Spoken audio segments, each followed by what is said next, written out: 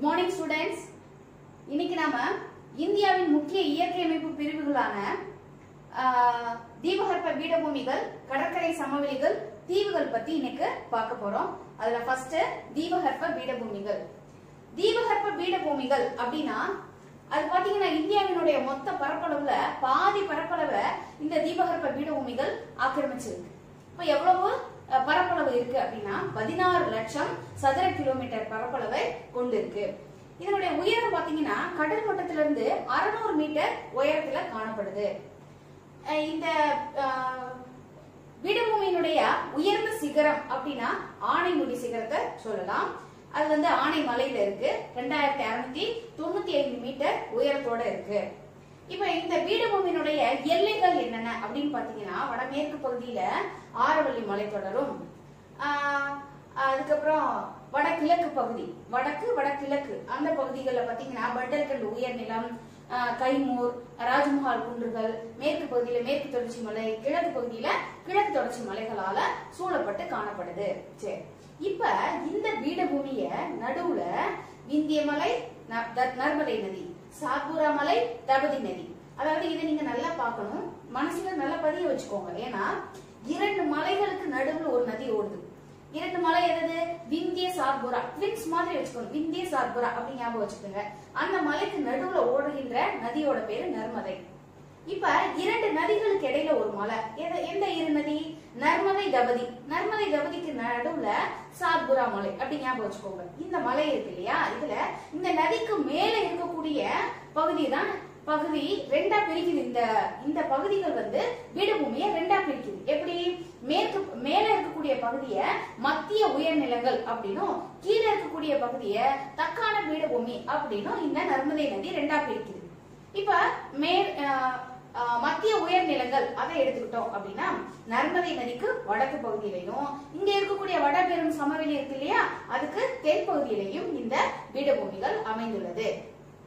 இந்த பீடபூமியினுடைய வடமேற்கு பகுதியில ஆரவல்லி மலை அமைஞ்சிருக்கு.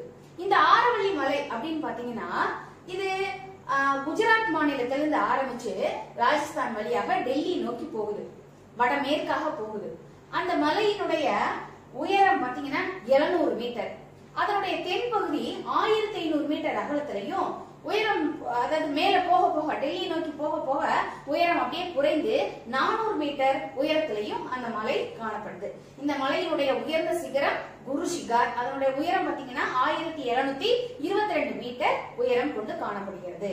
சரி, இப்ப இந்த மலை இருக்கு இல்லையா, இந்த மலைக்கு தென்கிழக்குல இருக்கக்கூடிய பீடபூமி தான் மாலவ பீடபூமி. இதுக்கு கீழே எந்த மலைகள் இருக்கு? இந்திய சாத்புரா மலைகள் இருக்கு. சோ மாலவ பீடபூமி அப்படின்னு எடுத்துக்கிட்டோம்னா இந்த பீடபூமியில சோன், பெட்வா, கென் ஆறுகள்லாம் என்ன செய்யுது? அப்படியே இந்த பகுதியை நோக்கி ஓடி, எந்த ஆறை நோக்கி ஓடுது? யமுனை நதியை நோக்கி ஓடி அந்த நதியில போய் அந்த ஆறுகள் கலக்கிறது. சரி, இப்ப மாலவ பீடபூமி பார்த்தாச்சு. மாலவ பீடபூமிக்கு அப்படியே கிழக்கு பகுதியில என்ன இருக்கு அப்படின்னு பாத்தீங்கன்னா பண்டல்கண்ட் உயர்நிலங்கள் இருக்கு. இந்த பண்டல்கண்டுக்கு அப்படியே தொடர்ச்சியாக என்ன இருக்கு அப்படின்னா சோட்டா நாக்பூர் பீடபூமி இருக்கு. இந்த சோட்டா நாக்பூர் பீடபூமி அத பேரை சொன்னாலே உங்களுக்கு என்ன ஞாபகம் வரணும் அப்படின்னா கனிம வளங்கள் நிறைந்த பீடபூமி. ஏன் அப்படின்னா அங்க அதிகமா இரும்பு, தாது, நிலக்கரி போன்ற கனிம வளங்கள் செறிந்து காணப்படுகிறது. சரி, இப்ப இந்த சோட்டா நாக்பூர் பீடபூமிய எந்தெந்த பகுதியில எந்தெந்த மாநிலங்களை அதை ஆக்குபை பண்ணிருக்கு, அதாவது உள்ளடங்கி இருக்கு அப்படின்னு பாத்தீங்கன்னா ஜார்க்கண்ட் மாநிலம் அதிக அளவு, ஜார்க்கண்ட் மாநிலத்தினுடைய பெரும் பகுதி இந்த சோட்டா நாக்பூர் பீடபூமியில இருக்கு. அதோட சேர்த்து ஒடிஷா, மேற்கு வங்காளம், பீகார், சத்தீஸ்கர் மாநிலங்களும் இந்த பீடபூமியில உள்ளடங்கி காணப்படுது. இதுதான் மத்திய உயர்நிலங்கள். சரி, இப்ப இந்த நதிக்கு தென் பகுதியில இருக்கக்கூடிய இந்த பீடபூமியை நம்ம என்னன்னு சொல்றோம்? தக்கான பீடபூமி அப்படின்னு சொல்றோம். இந்த தக்கான பீடபூமி பாத்தீங்கன்னா இதனுடைய எல்லைகள் அப்படின்னா இதனுடைய வடமேற்கே விந்திய சாத்புரா மலைகள் இருக்கா, வடக்கே மகாதேவ், மைக்காலா குன்றுகள் இருக்கு, வடகிழக்குல ராஜ்மஹால் குன்றுகள் இருக்கு, மேற்கே மேற்கு தொடர்ச்சி மலைகள், கிழக்கே கிழக்கு தொடர்ச்சி மலைகளால் இந்த பீடபூமி சூழப்பட்டுள்ளது. இந்த பீடபூமி பாத்தீங்கன்னா மென் சரிவாக எந்த பகுதியை நோக்கி சரிந்து காணப்படுகிறது? கிழக்கு பகுதியை நோக்கி சரிஞ்சு காணப்படுகிறது. மேற்கு தொடர்ச்சி மலையில உருவாகின்ற ஆறுகள் இந்த பீடபூமி வழியாக பாய்ந்து வங்காள விரிகுடா கடல்ல கலக்கிறது. ஆனா 2 ஆறுகள் மட்டும் அரபிக்கடல்ல கலக்குது. அந்த ரெண்டு ஆறுகள் எது அப்படின்னா நர்மதையும் தபதியும். இந்த ரெண்டு ஆறுகளும் வந்து இந்த விந்திய சாத்புரா மலைகளுக்கு இடையில் இருக்கக்கூடிய பள்ளத்தாக்குகள் வழியாக போய் அரபிக்கடல்ல கலக்குது. இந்த பீடபூமி முக்கோண வடிவத்துல இருக்கு. இது 7 லட்சம் சதுர கிலோமீட்டர் பரப்பளவுல இருக்கு. இங்க ஓடக்கூடிய ஆறுகள் அதாவது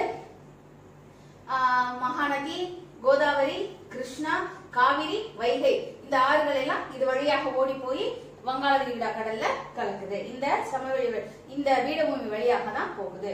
சரி, பீடபூமின்னு பேசணும் இல்லையா? பீடபூமி என்ன ஷேப்ல இருக்குன்னு தெரியுமா? பீடபூமி வந்து சமதளத்திலிருந்து திடீரென்று உயர்ந்து மீண்டும் சமதளமாக இருக்கக்கூடிய ஒரு அமைப்பாக இருக்கு.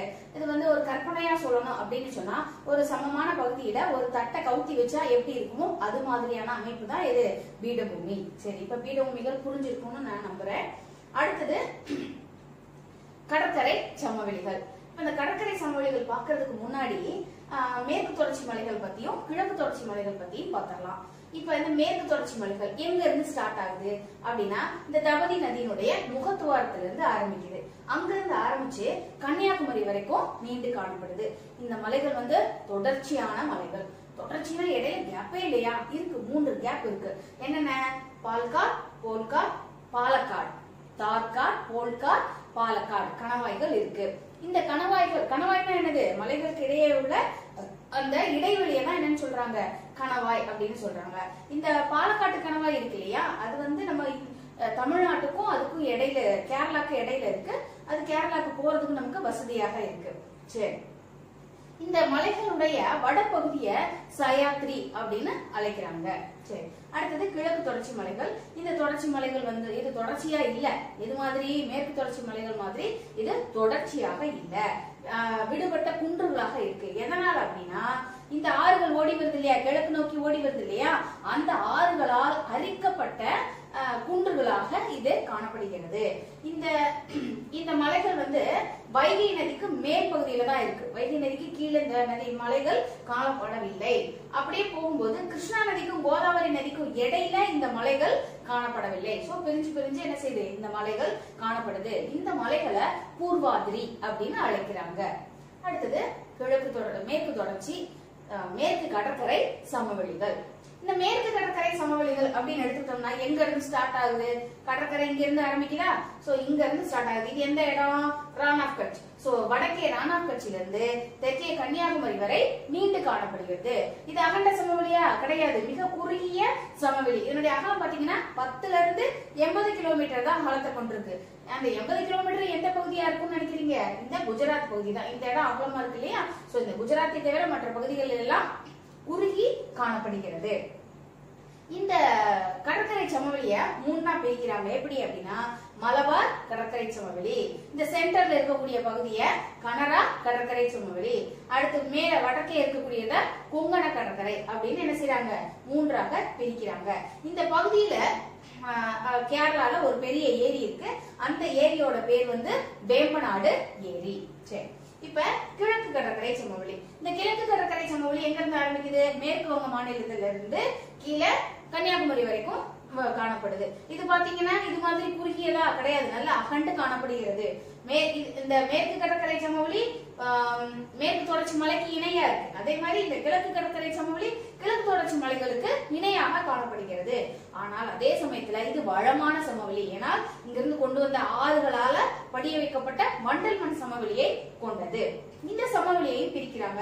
எப்படி பிரிக்கிறாங்க அப்படின்னா, இந்த காவிரி நதிக்கும் கிருஷ்ணா நதிக்கும் இடைப்பட்ட பகுதியை வந்து சோழ மண்டல கடற்கரையினும், இந்த கிருஷ்ணா நதிக்கும் மகாநதிக்கும் இடைப்பட்ட பகுதியை வட சர்க்கார் அப்படின்னு என்ன செய்யறாங்க? பிரிக்கிறாங்க.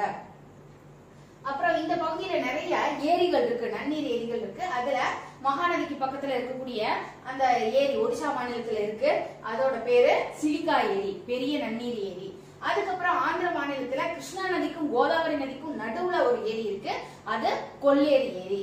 அதுக்கப்புறம் ஆந்திராவுக்கும் தமிழ்நாட்டுக்கும் இடையில இருக்கக்கூடிய பார்டர்ல ஒரு ஏரி இருக்கு, அதோட பேரு புலிக்காட் அல்லது பழவேற்காட்டு ஏரி. சோ கடற்கரை சமவெளிகள் பார்த்தாச்சு. அடுத்தது தீவுகள். தீவுகள் அப்படின்னா இந்தியாவுக்கு 2 பெரிய தீவு கூட்டங்கள் இருக்கு. ஒண்ணு வங்காள விரிகுடால இருக்கக்கூடிய அந்தமான் நிக்கோபர் தீவுகள், இன்னொன்னு அரபிக்கடல்ல இருக்கக்கூடிய லட்சத்தீவுகள். இப்ப அந்தமான் நிக்கோபர் தீவுகளை பார்க்கலாம். இதுல மொத்தம் 572 தீவுகள் இருக்கு. இதனுடைய பரப்பளவு எவ்வளவு அப்படின்னு பாத்தீங்கன்னா 8249 சதுர கிலோமீட்டர் பரப்பளவை கொண்டு இருக்கு. இந்த தீவுகள் எதனால உருவானது அப்படின்னு பாத்தீங்கன்னா கடலுக்கு அடியில் இருக்கக்கூடிய மலை தொடர்களுடைய மேல் பகுதி தான் எது இந்த தீவுகள். சரியா, கடலடி மலை தொடர்களுடைய மேல் பகுதி. அதுலயும் நிக்கோபர் தீவு இருக்கு இல்லையா, அது பாத்தீங்கன்னா எரிமலை மலைகளால உருவானது. அதாவது எரிமலை வெடிச்சு லாவா அப்படியே படிஞ்சு அப்படியே ஹைட் ஜாஸ்தியாகி வரும் இல்லையா, அந்த மாதிரி உருவானதுதான் எது இந்த நிக்கோபர் தீவு. இப்ப இந்தியாவுல இருக்கக்கூடிய ஒரே செயல்படும் எரிமலை நிக்கோபர் தீவுல தான் இருக்கு. அதோட பேர் பாரன் தீவு. அதோட பேர் என்னது? பாரன் தீவு.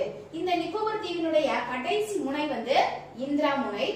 இந்த அந்தமான் நிக்கோபர் தீவினுடைய தலைநகரம் போர்ட் பிளேயர். இந்த அந்தமான் தீவுக்கும் நிக்கோபர் தீவுக்கும் இடையில இருக்கக்கூடிய இந்த கடல் பகுதியை 10 டிகிரி வடக்கு கால்வாய் அப்படின்னு சொல்றாங்க.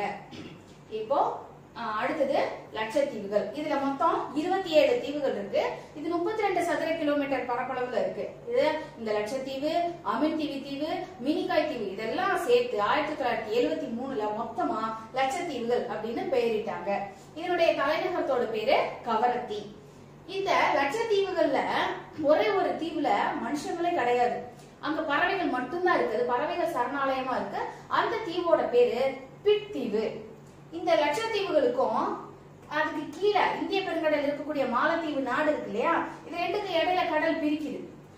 இது லட்சத்தீவு அரபிக்கடல்ல இருக்கு. சோ ரெண்டையும் பிரிக்கின்ற அந்த கடல் பகுதிக்கு என்ன பேரு அப்படின்னா 8 டிகிரி வடக்கு கால்வாய். இந்த அந்தமான் நிக்கோபர் தீவு இருக்கு இல்லையா, இது பூமத்திய ரேகைக்கு பக்கத்துல இருக்கிறதுனால அதிக வெப்பம் கொண்டதாக இருக்கு. அதே சமயத்துல அதிக மழை பொழிவும் பெருகுது. அதனால ஈரப்பதமும் இருக்கு, நல்ல வெயிலும் இருக்கு. அப்படின்றதுனால அடர்ந்த காடுகள் இந்த அந்தமான் தீவுல இருக்கு. சரி, இப்ப தீவுகள் இது 2 தான் தீவுகளா அப்படின்னா இல்ல. இந்த மேற்கு கடற்கரை மேற்கு கடற்கரையிலயும் நிறைய தீவுகள் இருக்கு. இந்த கிழக்கு கடற்கரையிலயும் நிறைய தீவுகள் இருக்கு. இந்த டெல்டா பகுதியிலையும் இருக்கு.